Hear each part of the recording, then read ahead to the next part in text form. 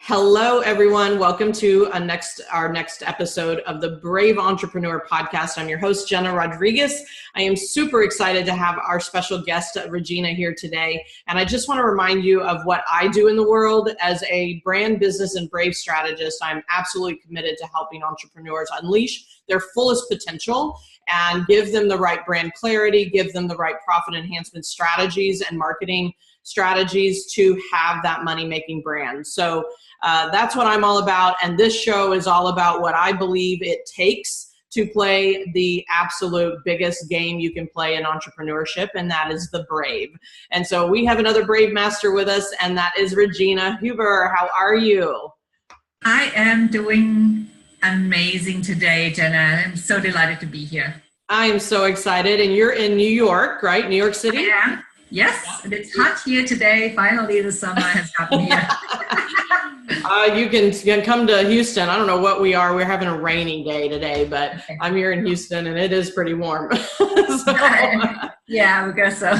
Yeah. Well, for people that don't know, we've actually met about 2 years ago in a common community that we have in common, and so it's been a while. And we were before the show. We were just catching up on your travels and your experiences. And just kind of your adventures, not all perfectly aligned with your preference, I'm sure.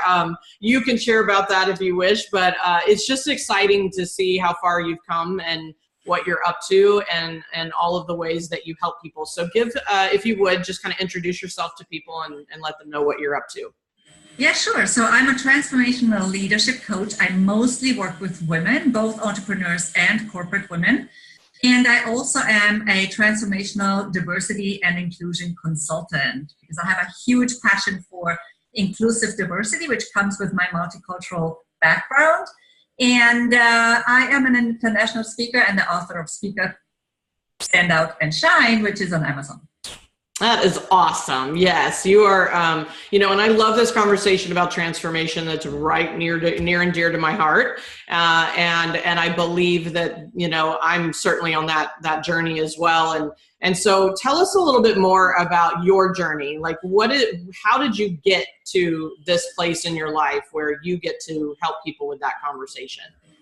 So I'm going to make it short because I have a pretty eclectic background. Sure. It started in a tiny little village in Germany, and why this is important, I think, is because I now have this huge passion for diversity and for knowing how other people think and live and eat and drink and celebrate. And it definitely came from that limitation also, I think, in a way, when I was a little kid where there was not a lot of diversity. And then, I ventured out into the world talking about bravery. I moved to Munich when I was 19. And at 26, I started my world tour. I've moved to several different places on my own, always by myself. And I've lived in Latin America, Brazil, Argentina, in both countries twice, west coast of this country, and first in Spain, and also worked a lot in Portugal. So it's sort of an eclectic mix. I also studied on the side holistic healing, which brought me to neuroscience indirectly. And it taught me a lot about energy as well. And then I have another passion, which is dance. I also developed it later in life because there was not a lot of dance in my village. But it is a big passion as well.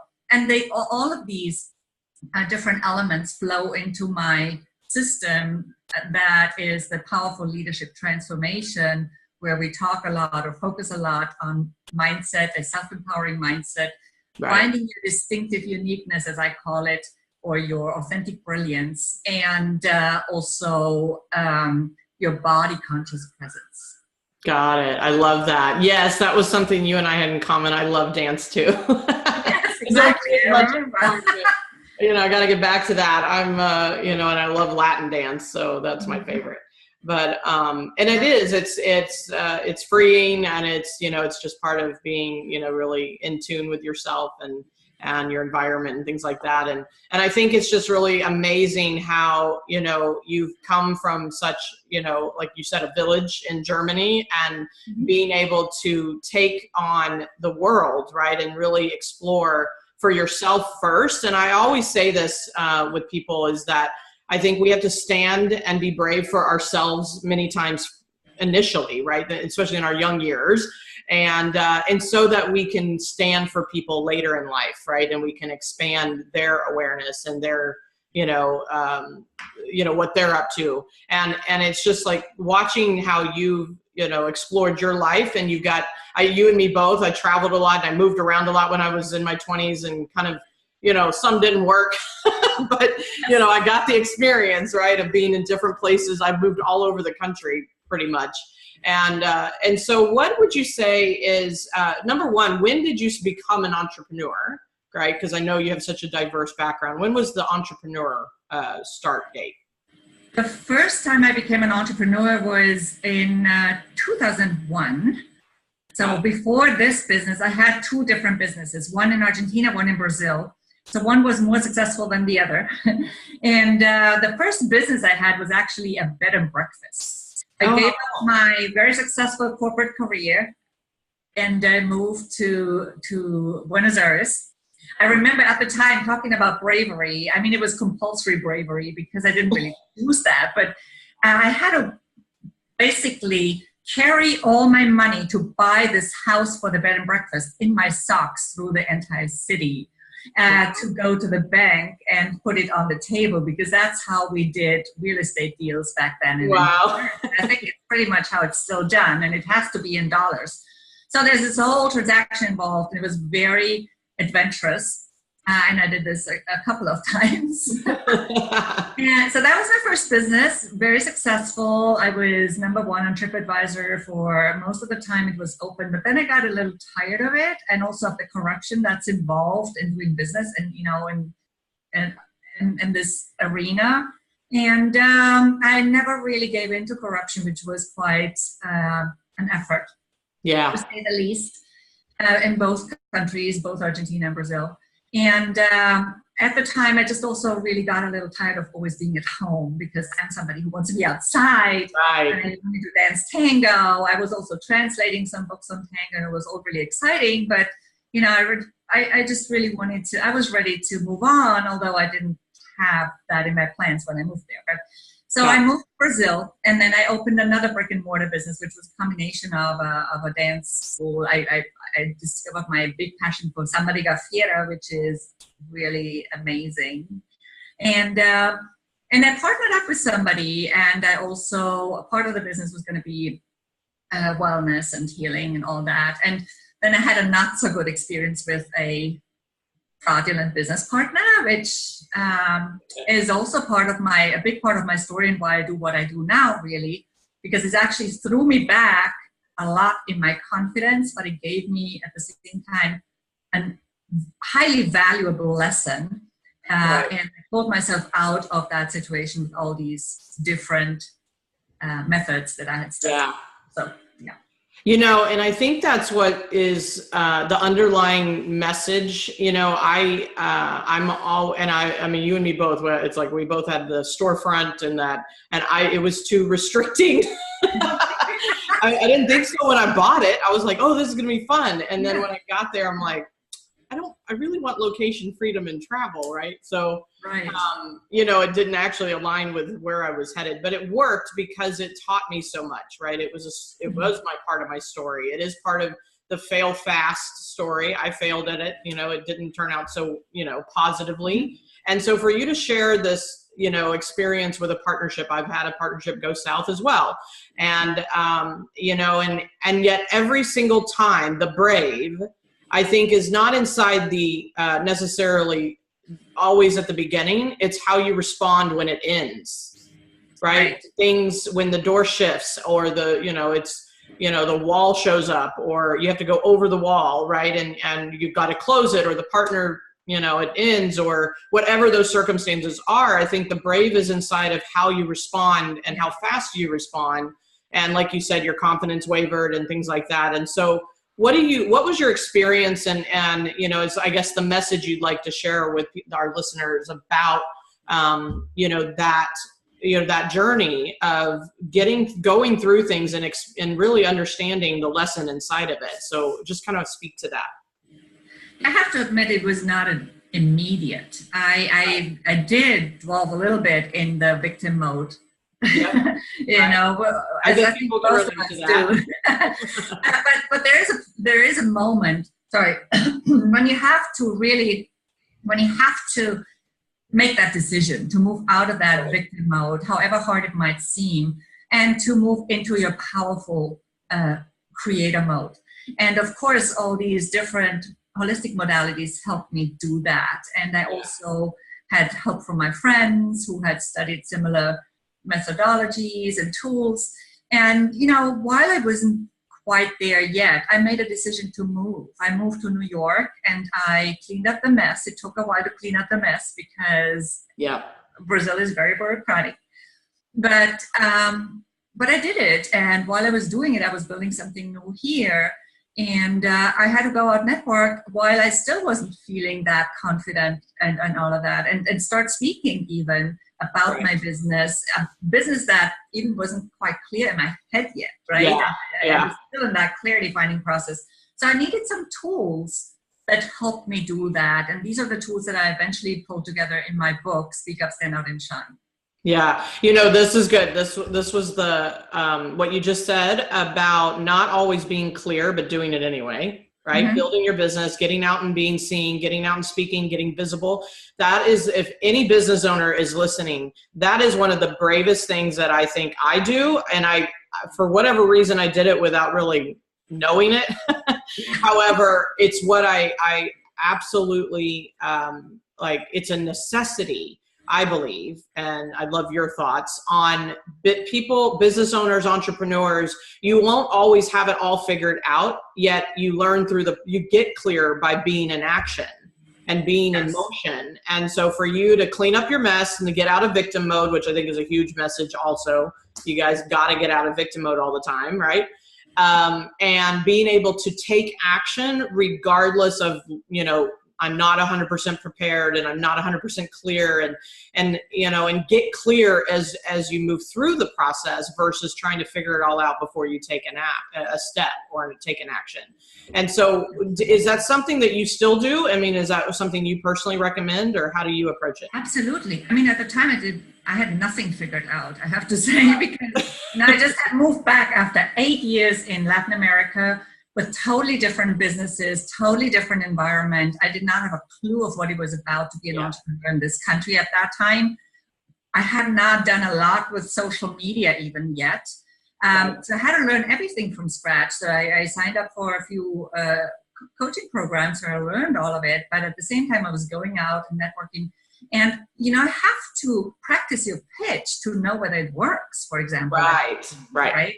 Yeah. And it's a work in progress for the longest time until you get it right. And then it changes again, because then you grow and your business grows and changes.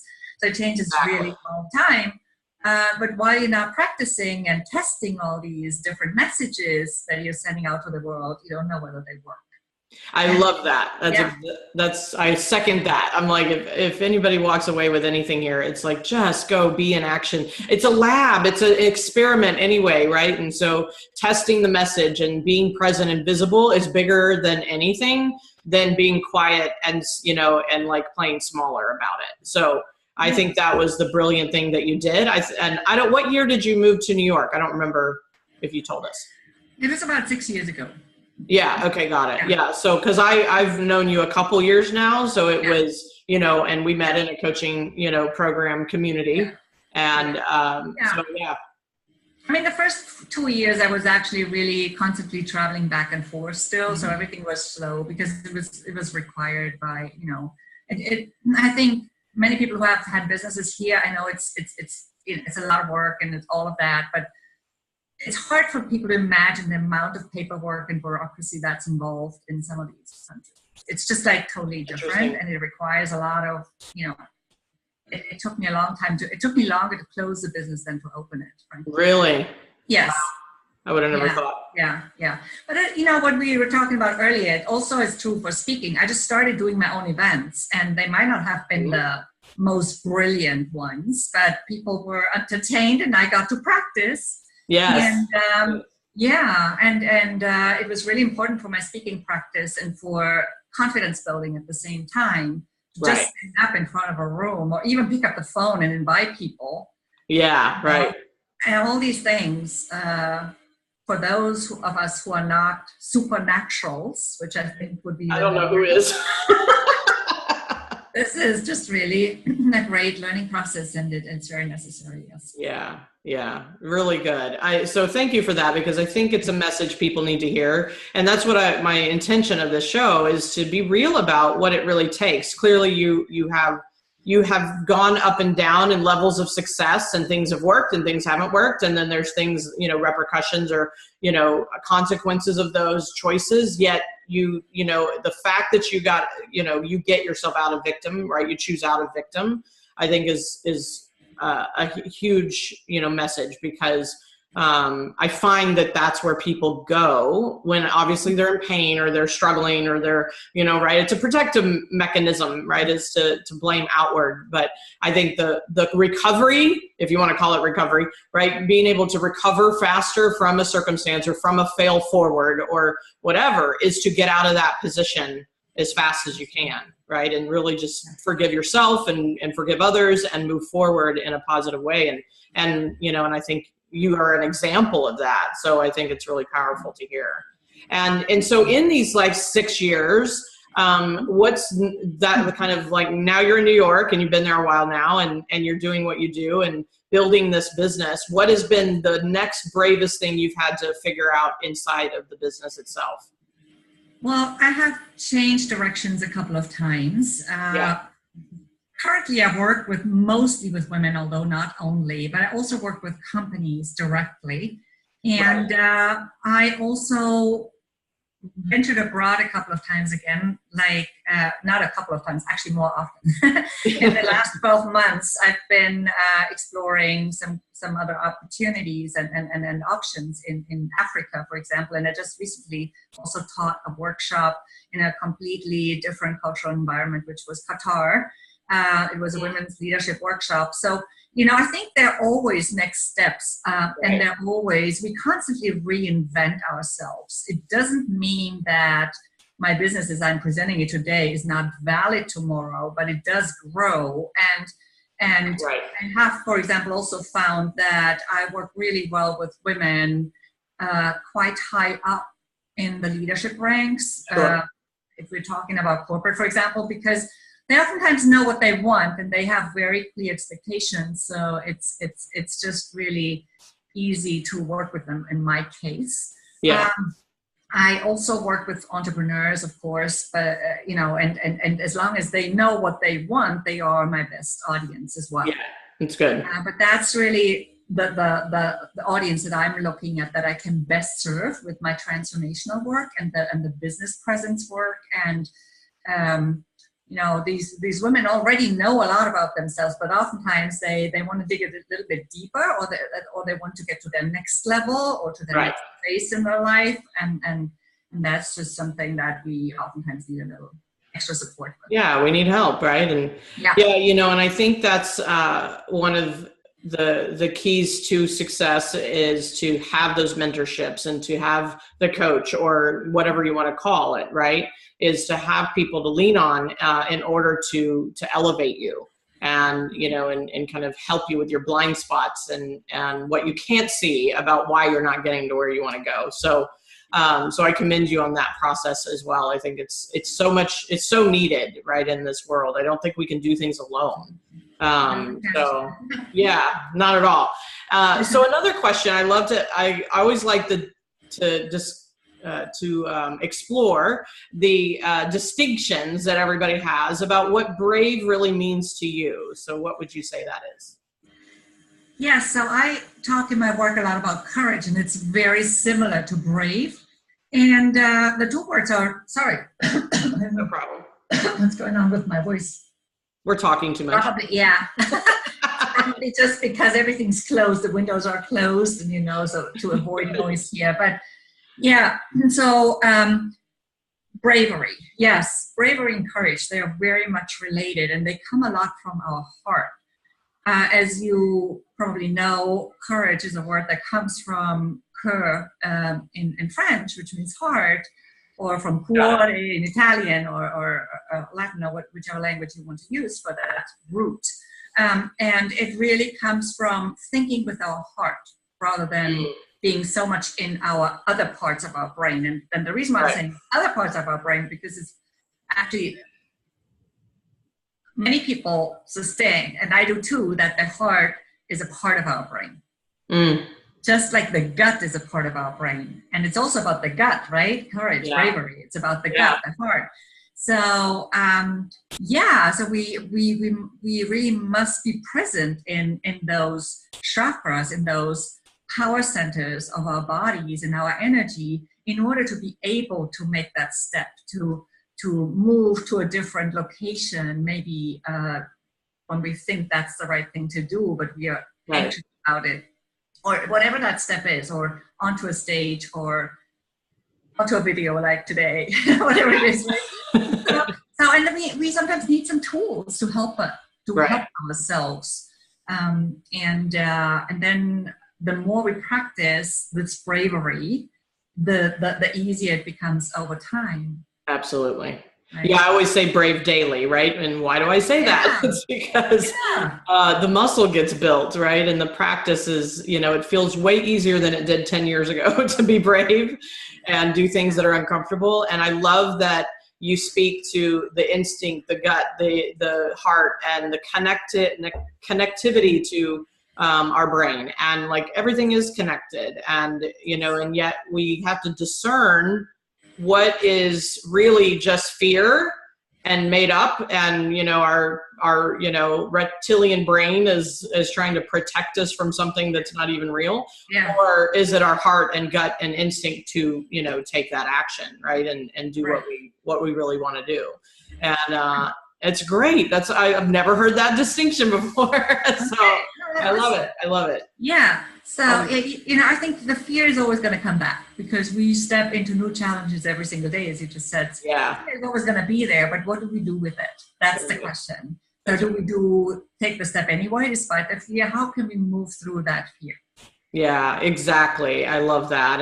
And so, and I think the what you teach and the space that you really support people in, and clearly, you're a leader in your own right, and being able to help, women or whoever, right, whoever you choose to serve, is and stepping into their bigness and their greatest capacity, I think is absolutely amazing. Like, that's what we need more of. That's what I want to inspire through this show and through having you here, is that people take a look at where they're playing small and where they're not really leading their life, right? Speaking of leadership, and get their brave on and be like willing to really step into their power, like you said. So I thank you for that message and just being here to support that conversation. And so as we kind of close out, what would be the best way for people to connect with you? I would love for people to find out more. Well, thank you for letting me share that. My website is transformyourperformance.com. So it's transformyourperformance.com. I'm on LinkedIn as Regina Huber, easy to find. And I am on Twitter as Transform Dance. Nice. I also have a Facebook page, which is the same as my website, transformyourperformance.com.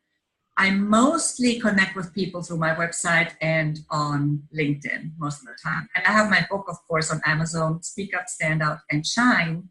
Pretty easy to find with that. Yeah, very good. And I know that we had talked about you've got some great free resources and things like that. You've got some kind of video series that I think people would really benefit. Do you mind sharing that link as well? And we'll put it in the show notes too.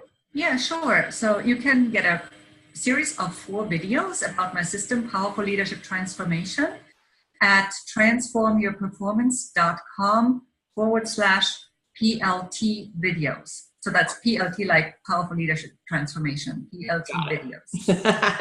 Well, great. PLT videos. Yes. And we'll put that link in there as well, just so people can access it. And I just really appreciate you being here. Like, this has been an awesome conversation, and just getting reconnected with you. It's been too many years. It's been a couple years.